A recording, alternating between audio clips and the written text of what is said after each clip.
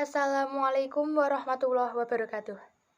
Perkenalkan, kami dari kelompok 1 PGMI 1C akan mempresentasikan mata kuliah Pendidikan Pancasila dengan tema Pancasila dalam konteks sejarah bangsa Indonesia. Dalam tema kali ini, kami akan membahas beberapa materi, yaitu yang pertama, dinamika dan tantangan Pancasila dalam sejarah bangsa Indonesia, dan yang kedua adalah esensi dan urgensi Pancasila. Pastinya akan banyak pembelajaran yang kita akan dapat dari materi kali ini. Oleh karena itu, simak baik-baik videonya dan selamat menyaksikan. Video kali ini merupakan hasil diskusi dari kelompok 1 yang beranggotakan Wahyu Taufik Hidayat, Zulfa Aska Indah Maula, Dina Rahmawati, Sofiah Nurul Izzati, dan Sirli Amalia. Materi yang pertama adalah mengenai dinamika Pancasila dalam sejarah bangsa Indonesia. Namun, sebelum masuk pada materi dinamika Pancasila dalam sejarah, saya akan menjelaskan dulu mengenai sejarah perkembangan Pancasila. Sejarah perkembangan Pancasila. Yang pertama, Pancasila Prakemerdekaan. Dr. Rajiman Widyodiningrat, selaku Ketua Badan dan Penyelidik Usaha Persiapan Kemerdekaan atau BPUPKI, pada tanggal 29 Mei 1945 meminta kepada sidang untuk mengemukakan dasar negara Indonesia merdeka.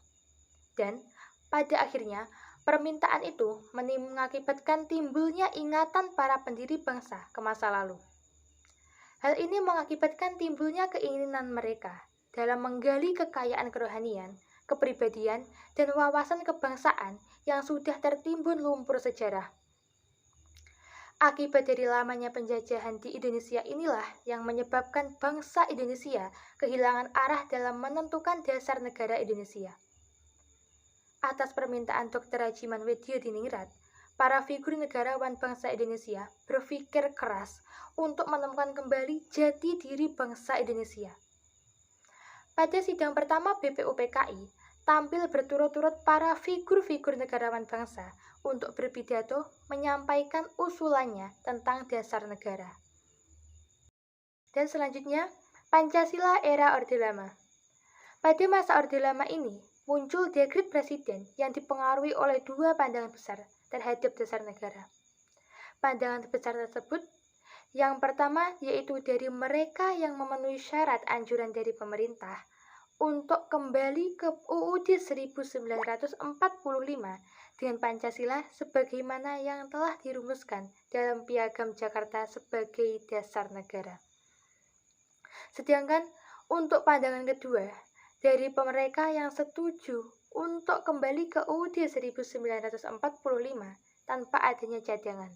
Artinya, dalam Pancasila seperti yang dirumuskan dalam pembukaan UUD 1945 yang disahkan oleh PPKI pada tanggal 18 Agustus 1945 sebagai dasar negara.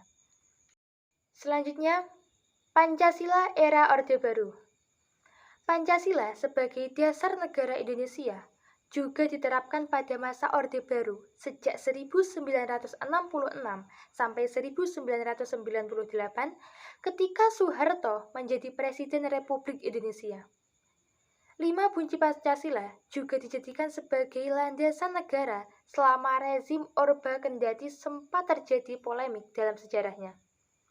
Di dalam Pancasila, terdapat berbagai hal semacam adat istiadat, kebudayaan, agama, dan mencerminkan wujud pribadi bangsa Indonesia itu sendiri.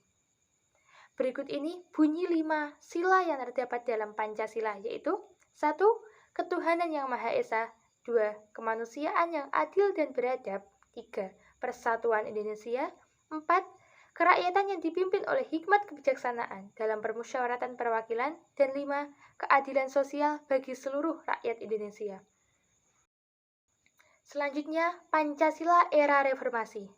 Saat Orde Baru tumbang, muncul ketakutan terhadap Pancasila. Dasar negara itu untuk sementara waktu seolah dilupakan karena hampir selalu identik dengan rezim Orde Baru. Dasar negara tersebut berubah menjadi ideologi tunggal dan satu-satunya sumber nilai serta kebenaran.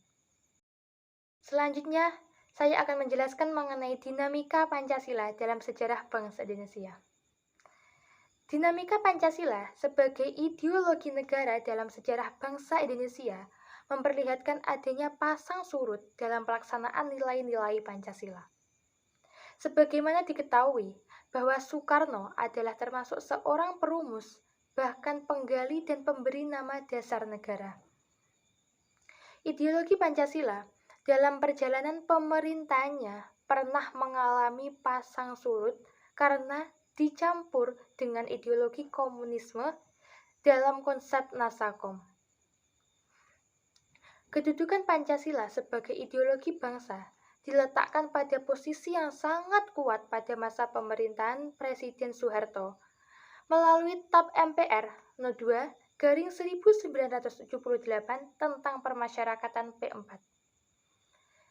Pada masa Soeharto, Pancasila menjadi asas tunggal bagi semua organisasi politik atau orpol dan organisasi masyarakat. Tantangan Pancasila. Dalam sejarah bangsa Indonesia, kehidupan berbangsa dan bernegara harus didasarkan pada nilai-nilai yang terkandung dalam Pancasila. Menurut KKBI, tantangan merupakan hal atau benda yang membangkitkan tekad untuk meningkatkan kemampuan mengatasi masalah. Jadi, tantangan Pancasila terjadi jika nilai-nilai Pancasila tidak berada dalam posisi yang sebenarnya. Sehingga nilai-nilai Pancasila menyimpang dari realitas kehidupan berbangsa dan bernegara. Bapak Soekarno pernah berkata, "Perjuanganku lebih mudah karena mengusir penjajah. Perjuanganmu akan lebih sulit karena melawan bangsamu sendiri." Penjajah merupakan tantangan eksternal, sedangkan bangsa sendiri merupakan tantangan internal Pancasila. Adapun tantangan internal itu lebih sulit dibanding tantangan eksternal. Contoh tantangan internal pada Pancasila, yaitu terjadinya pengangkatan presiden seumur hidup oleh MPRS dalam TAP nomor 3 MPRS 1960, yaitu tentang pengangkatan Soekarno sebagai presiden seumur hidup. Dalam pasal 7 Undang-Undang Dasar 1945 menyatakan presiden dan wakil presiden memangku jabatan selama 5 tahun, sesudahnya dapat dipilih kembali. Hal ini dipandang bertentangan dengan Pancasila. Dalam pasal ini diklarifikasikan bahwa pengaturan presiden harus dilakukan secara periodik dan batasan 5 tahun. Dari tantangan Pancasila tersebut, Pancasila merupakan satu-satunya ideologi yang dianut bangsa Indonesia, dan Pancasila juga bisa menyatukan perbedaan ras, suku, bangsa, dan agama. Esensi Pancasila sebagai dasar negara. Esensi berasal dari kata essence yang artinya kata benda yang hakikat atau hal yang pokok. Jadi segala sesuatu yang merupakan hakikat, dasar, inti, hal yang pokok itu merupakan esensi. Tak banyak juga hal yang membuat hancurnya nilai-nilai yang terkandung pada setiap sila-sila Pancasila. Contohnya korupsi, kerusuhan, dan moral yang sangat bertentangan dengan nilai Pancasila. Suatu negara akan hancur dan berantakan jika dasar Pancasila tidak tertanam kuat pada diri setiap individualisme rakyat tersebut. Beberapa contoh penerapan esensi Pancasila sebagai dasar negara. Sila pertama, ketuhanan yang Maha Esa. Artinya sesuai dengan keyakinan dan agama yang dipeluk setiap individualisme. Contohnya, rakyat Indonesia berhak memilih dan memeluk agama apapun sesuai keinginan tanpa sebuah paksaan. Sila kedua, kemanusiaan yang adil dan beradab. Menempatkan sesama manusia sebagai makhluk Tuhan dengan segala hak asasinya. Contohnya, seorang bos tidak bisa sewenang-wenang memperlakukan bawahannya. Sila ketiga, persatuan Indonesia.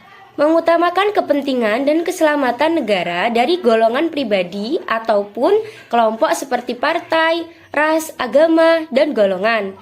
Contohnya, tidak menonjolkan kebudayaan masing-masing daerah untuk melihat siapa yang lebih baik, tetapi melestarikan dan saling toleransi dengan budaya orang lain. Sila keempat, kerakyatan yang dipimpin oleh hikmat kebijaksanaan dalam permusyawaratan atau perwakilan. Sebagai warga negara Indonesia, setiap individu mempunyai kedudukan, hak, dan kewajiban. Contohnya, segala persoalan harus dimusyawarahkan untuk menemukan sebuah solusi bersama. Yang kelima, sila kelima, keadilan sosial bagi seluruh rakyat Indonesia. Setiap warga negara Indonesia mendapatkan perlakuan yang sama entah dalam bidang hukum, politik, ekonomi, atau kebudayaan. Contohnya semangat bergotong royong satu sama lain.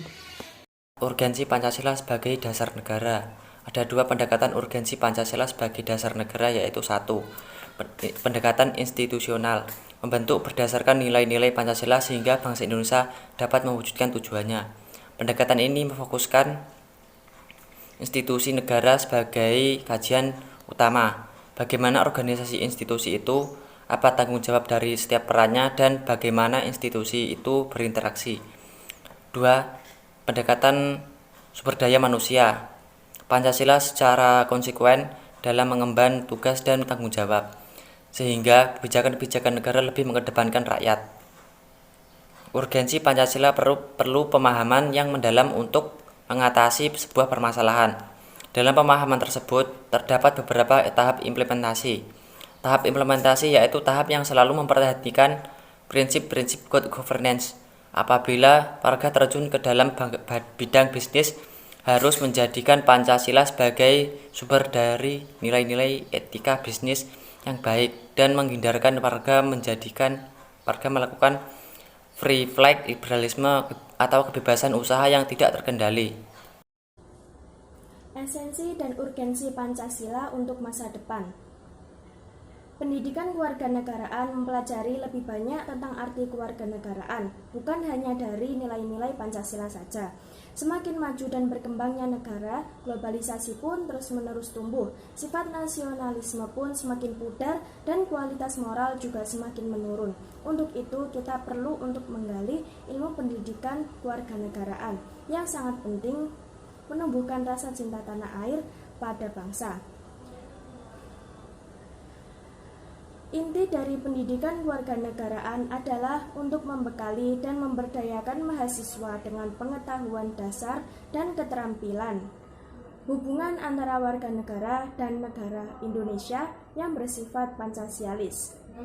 Visi pendidikan kewarganegaraan yaitu bertujuan untuk menerapkan program studi agar membantu mahasiswa membangun kepribadian mereka dan memiliki misi membantu siswa untuk membentuk kepribadian sehingga mereka dapat konsisten menerapkan nilai-nilai dasar Pancasila dan memiliki perasaan bangga dan cinta tanah air dalam penguasaan, pengetahuan, teknologi, dan sains. Jadi pada intinya visi misi pendidikan Pancasila berhubungan dengan esensi dan urgensi Pancasila untuk masa depan. Mungkin itu presentasi dari kelompok kami. Apabila ada salah kata, kami mohon maaf. Wassalamualaikum warahmatullahi wabarakatuh.